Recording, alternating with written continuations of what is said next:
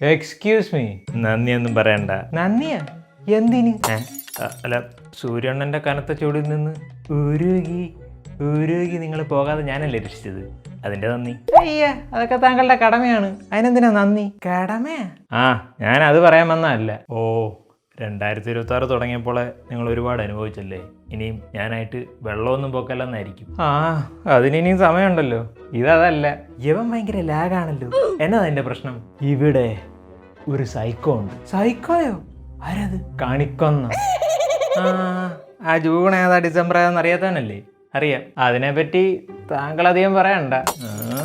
നീ ബാക്കി കാണാൻ പിടിച്ച ഡയലോഗ് പറ.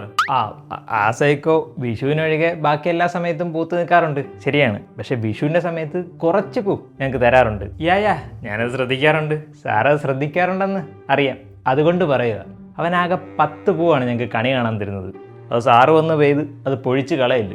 ഞങ്ങൾ ഈ വിഷുവിനെങ്കിലും പ്ലാസ്റ്റിക് പൂവില്ലാതെ കണിക്കൊന്ന് വെച്ചൊന്ന് കണി കണ്ടോട്ടെ. എടാ, നീയൊക്കെ ആ സൂര്യണ്ണൻ്റെ കോപാഗ്നിയിൽ എരിഞ്ഞടങ്ങണ്ടെന്ന് വിചാരിച്ച് സഹായിച്ചെന്നെ മിന്നലോടെ കയ്യിലിട്ട പെണ്ണിനെ കൊണ്ട് അടിപ്പിക്കണം. അവൻ്റെ ഒക്കെ സൂര്യണ്ണ എന്നെയൊക്കെ കത്തിച്ചേക്ക്. അയ്യോ പോലെ, വേണമെങ്കിൽ ഇടിയില്ലാതെ പെയ്തോ. പോടാ, കൊരങ്ങന് പരിണാമം സംഭവിച്ചവനെ.